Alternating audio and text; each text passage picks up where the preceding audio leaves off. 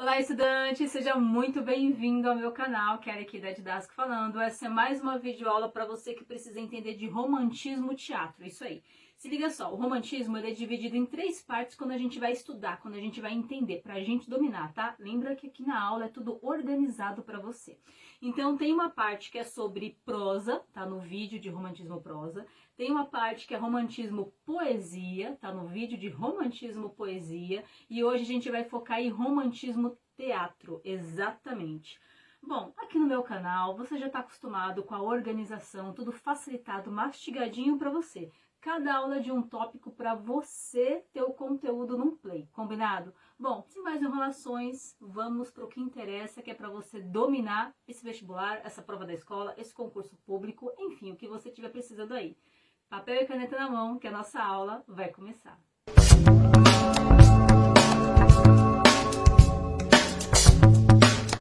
Já sabe, né? Aqui é tudo organizado para você. Então, eu dividi essa aula em 3 partes. Se liga aí.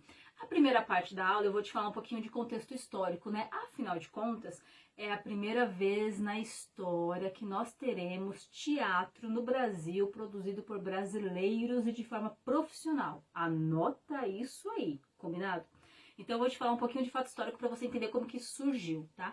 Depois eu vou te falar um pouco onde que esse teatro acontecia, quem assistia, qual era o conteúdo, né, dessas peças teatrais, quais eram os produtores, quem escrevia, quem encenava, né, esses personagens, esses escritores, esses autores também é importante para você saber na prova, tá bom? E por último ainda vou te falar, se você quiser utilizar romantismo teatro na sua redação, como que você pode utilizar dentro de quais temas. Afinal de contas, consigo utilizar teatro dentro de educação, tecnologia, minoria social, saúde, segurança? Onde que eu vou usar isso daí, professora? Bom, então eu vou responder no final. Entendeu aqui? Primeira parte, um pouco de contexto histórico. Segunda parte, eu vou mergulhar lá na literatura, romantismo, teatro contigo. E por último, falar como que isso pode ser encaixado dentro de redação, tá? Então essas serão as 3 partes da nossa aula. Posso começar? Já vai anotando aí. A gente precisa entender um pouquinho lá para a história e considerar 1808, quando a família real portuguesa chega de uma vez por todas no Brasil para se fixar no Brasil, para morar no Brasil. E por que que isso vai fazer sentido pro... Afinal de contas, pessoal, a família real brasileira vai fazer o que aqui? Vem trabalhar? Não, né? A família brasileira, desculpa, a família real portuguesa, afinal de contas, o que ela vem fazer aqui? Ela vem comer, beber, dormir, fazer política, né? Dominar esse espaço político aqui no Brasil e também ela vem consumir artes. Afinal de contas, ele precisava lá aquelas óperas, concertos, teatro, tudo que eles consumiam lá em Portugal, eles também vão querer trazer esses hábitos daqui. Quando eles chegam, eles importam, tanto que vieram vários artistas, tá? Não só daqui da literatura, das artes, da pintura, enfim, da dança, da música, vieram vários, tá? Então, eles vão querer continuar consumindo esse conteúdo artístico. E aqui a gente vai focar como que eles consumiam o teatro, o conteúdo artístico mais voltado para o teatro, tá? Então vamos considerar isso. Vamos considerar também que 1822 foi a independência do Brasil. E aqui a gente vai entender 2 aspectos principais. Tome nota aí, a questão do nacionalismo, ou seja, esse teatro ele vai representar bastante algumas questões nacionais, tá bom? E o fato da independência, ou seja, a gente quer produzir agora o nosso conteúdo, a gente quer produzir as nossas obras, as nossas artes, tudo bem? Também preciso considerar que em 1831, anote esse nome, João Caetano. Esse cara é muito importante. Ele era um ator e um empresário artístico e foi ele que fundou a primeira Companhia Dramática Nacional. João Caetano, em 1831, fundou a Companhia Dramática Nacional. Entenda que agora você tem algo profissional, você tem atores voltados para o teatro. Tá bom? E você tem um empresário que, digamos, coloca dinheiro, organiza, e como ele é empresário, ele é da elite, então ele também tem aí bastante contatos, então vai ser bem fácil ele trazer essa elite, trazer esse público para dentro dos teatros, tudo bem? Vamos considerar também que em 1833 é fundado o primeiro Teatro Nacional Brasileiro lá no Rio de Janeiro, tá? E por último, a data importante para você anotar aí, mas por último, que é menos importante, importantíssima, anote por gentileza, 1838, Gonçalves de Magalhães vai escrever a primeira peça teatral. Pessoal, ó, lá no vídeo de Romantismo Prosa, eu falei qual foi a primeira obra que foi o marco inicial da prosa. Lá no vídeo de Romantismo, Poesia, eu falei qual foi a primeira obra que foi o marco inicial do Romantismo Poesia.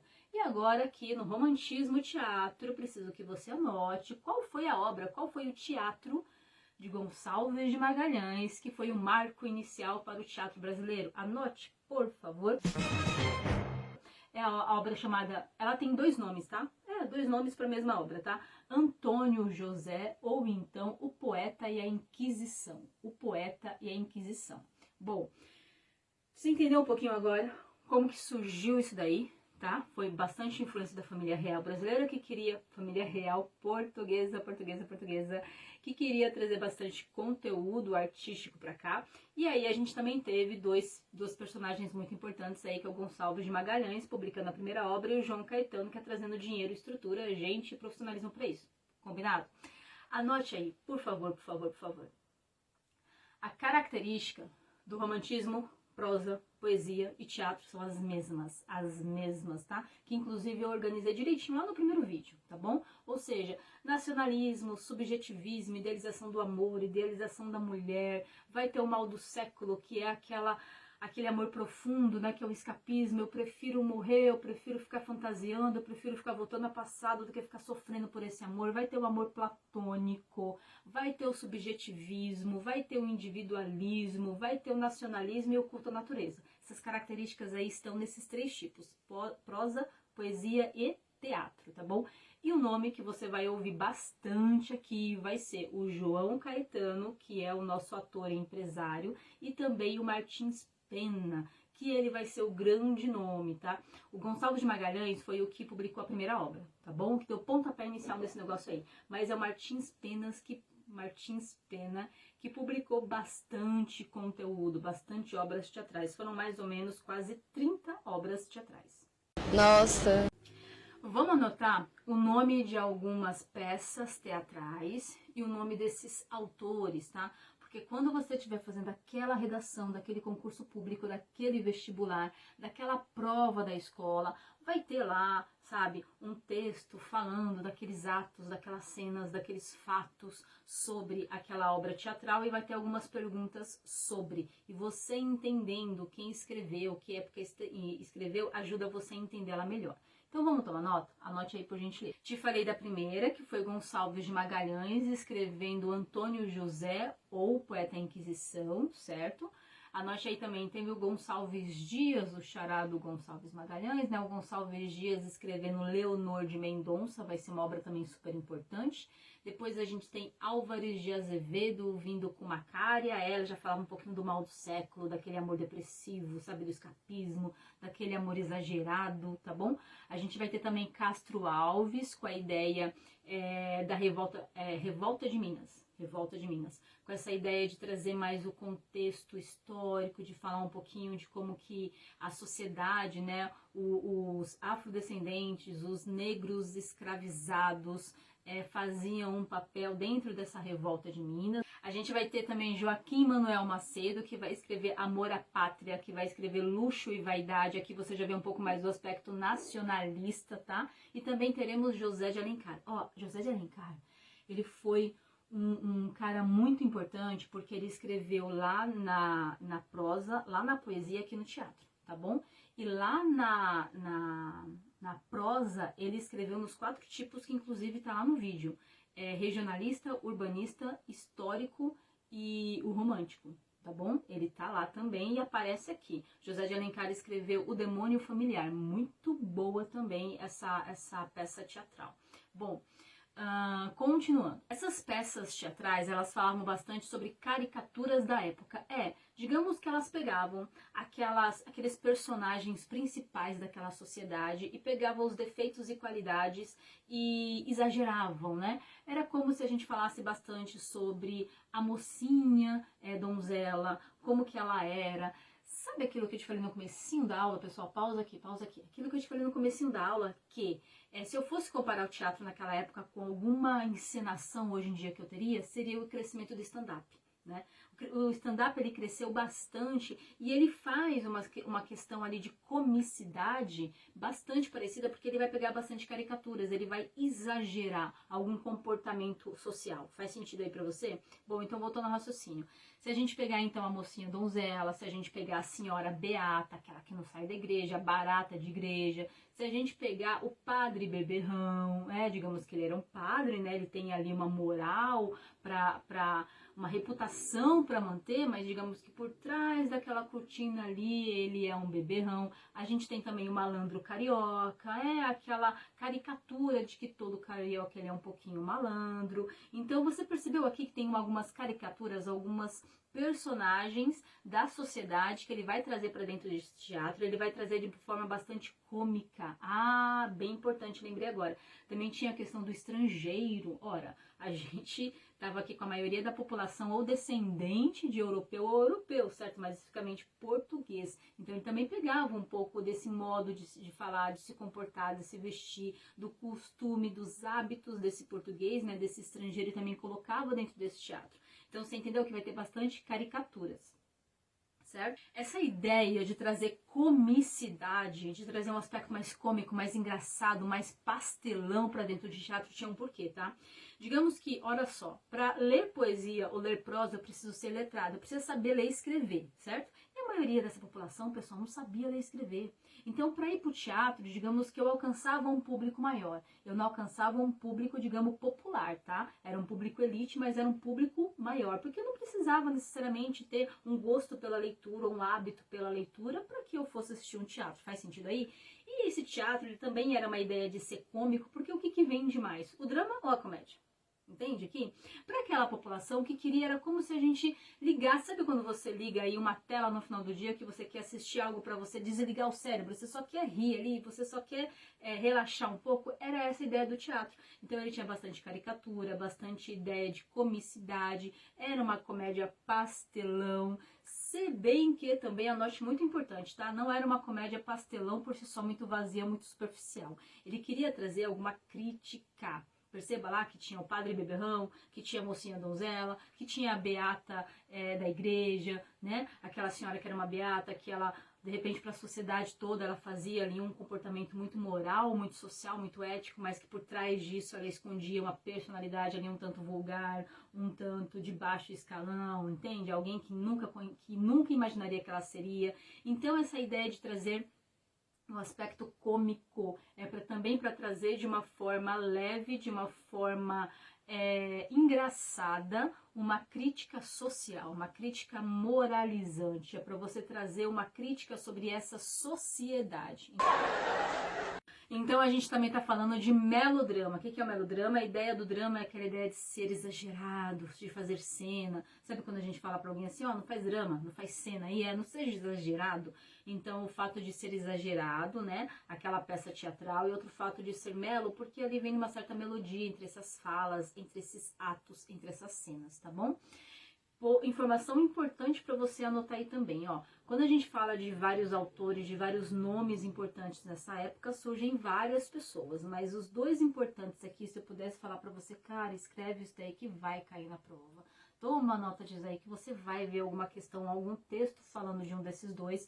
É quando a gente fala de João Caetano, porque ele produzia essas obras, e a gente fala de Martins Pena, porque ele escrevia essas obras, tá? Inclusive, a mais importante dele é O Noviço, é uma das obras mais importantes dele. Isso daí muito provavelmente vai cair na sua prova, tá? Bom, voltando aqui. E por que a gente tem esses dois nomes muito importantes? Bom, eu te falei que o João Caetano era um empresário, além de ator, empresário. Ele fechou um contrato em 1842 com o governo do Rio de Janeiro. Esse contrato dizia que ele e a equipe dele tinha a exclusividade durante 12 anos para produzir as obras e utilizar o teatro. Então, digamos que ele tinha ali condição financeira e também resguardado por um contrato de ter e poder ocupar todo esse espaço, todo esse cenário do teatro no Rio de Janeiro. E lembrando que nessa época o Rio de Janeiro era a capital do Brasil, então digamos que ele tomou ali todo o espaço mais importante. Fez sentido aí para você? Pessoal, só para fechar também a diferença de prosa, poesia e teatro. Quando a gente fala de prosa, a gente está falando de romance, que é aquela ideia daquelas narrativas longas, tá bom? Quando a gente fala de poesia, a gente está falando de texto lírico, que é a ideia de ter versos ou de versos brancos, tá bom? E quando a gente está falando de teatro, a gente está falando de texto dramático. E essa é a tipologia de cada texto. Volta aí, anota cada um e passa a marcar texto, combinado? Bom, e agora o finalzinho da nossa aula. Se eu fosse falar para você assim, poxa, você pode utilizar o período do romantismo teatro na sua redação para trazer aquela nota alta, porque traz bastante credibilidade. Fato histórico sempre traz bastante credibilidade, entendeu? Principalmente quando é fato histórico que tem envolvimento com a literatura, algo do tipo assim. Então eu falaria para você que o primeiro ponto, a educação. A gente tem que entender que a chegada da família real portuguesa trouxe bastante conhecimento, bastante cultura, bastante, digamos, investimento na cultura brasileira. Isso daí é educação, tá? Educação, conhecimento, informação, disseminação de cultura, tá? Elevar, digamos, aí o quesito intelectual dessa população, tá bom? Segundo item também que eu encaixaria esse romantismo teatro aí dentro de uma redação seria em minoria social. Afinal de contas, quem tinha dinheiro para pagar para ir no teatro? Quem tinha dinheiro para comprar um jornal? Quem tinha dinheiro para ter acesso à leitura, né? Quem tinha dinheiro para participar do cenário romântico no Brasil? Seja teatro, prosa, poesia, enfim. Obviamente era elite, pessoal. Então isso daí era um conhecimento muito nichado. Não tinha espaço para a grande maioria da população. Era uma pequena parte da população que tinha acesso a esse tipo de cultura de primeira linha, digamos assim, tá? E outro ponto que eu ainda colocaria isso daqui seria no quesito tecnologia, porque tecnologia não é só o fato de a gente ter um ambiente tech digital. Tecnologia é quando você faz a mesma coisa de uma forma melhor, de uma forma mais profissional, mais organizada, que você produz melhor. Não tem como a gente falar que a inovação, a inserção, a elaboração do teatro brasileiro, ele também trouxe, digamos, mais profissionalismo, ele trouxe, digamos, fazer algo melhor. E antes que você me pergunte, de repente, fale assim, mas Pro, olha só, lá no quinhentismo, inclusive tem vídeo aqui no meu canal, você falou lá que no quinhentismo também tinham os teatros escritos pelo padre José de Anchieta, lá no quinhentismo. Pessoal, anote isso aí que também é super importante. Não é considerado teatro.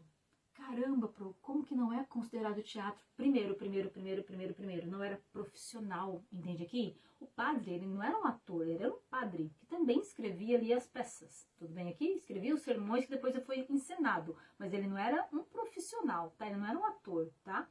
Segundo ponto muito importante aqui, o caráter, né, o objetivo das obras dele não era cultura. Não era disseminar, não era trazer arte, entende? Era catequético, era catequizar, era, digamos, doutrinar essa população. É outra história, é outra vibe, você entende aqui? A vibe não é cultura, não é informação. A vibe é domínio, a vibe é, digamos, inseminar de forma impositiva uma ideologia, um idioma, é outra história. Captou aí? Certinho? Clareou? Fala pra mim se esse vídeo não merece essa curtidinha no meu canal, hein? Imagina, segunda a sexta, inscrito no canal e você receber material assim, simples, organizado, direto, caprichado, para num play você sair prontíssimo para aquela prova. Olha, comenta aqui se teve algum outro conteúdo que você gostaria que a gente também trouxesse assim de forma simples, caprichada para você. E manda esse vídeo, sabe aquele amigo, aquela amiga que você sabe que ele também tá precisando dar uma melhorada, que ele também tá perdidão nessa matéria? Manda para ele, eu tenho certeza que ele vai te agradecer, tenho certeza que ele vai ficar devendo uma para você, tá bom? Bom, pessoal, obrigada mesmo por hoje, tá? Espero ter colaborado mais uma vez. Passe sempre aqui no nosso canal que tem material assim de primeira linha para você. Bom, agora vai lá, gabarita essa prova.